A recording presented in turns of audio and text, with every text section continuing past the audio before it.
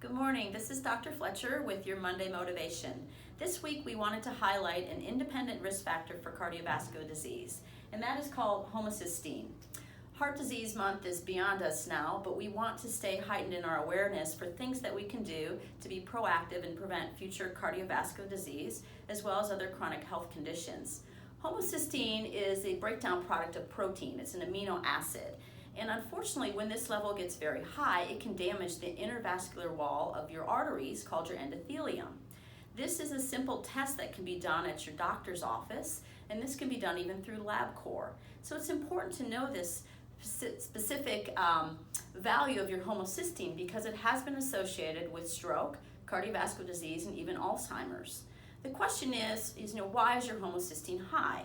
And some of the main causes for high homocysteine would be medications, poor dietary intake, alcohol, smoking, lack of exercise, aging.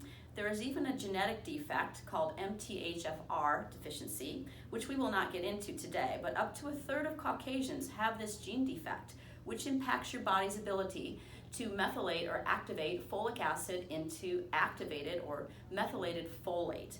And when this process is not working properly, you can get high homocysteine levels.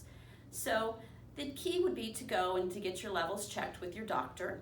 The goal on this is to have that level less than 8. There is some controversy on that, but here at Thrive, we do promote that your values are less than 8.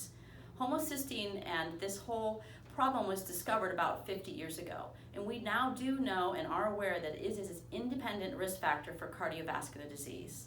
So if you find out that your levels are high, we want to encourage you to take steps to be proactive to lower that. And most of those are what I like to call your controllables, things that you have the ability to change: your diet, your exercise, intake of certain medications, and certainly an intake of an activated B or folate supplement, which can have a direct impact in lowering this level. We hope you have a good week. Stay tuned for some upcoming information about our program on cardiometabolic disease. That should be coming out this week. Call us for questions and have a good week.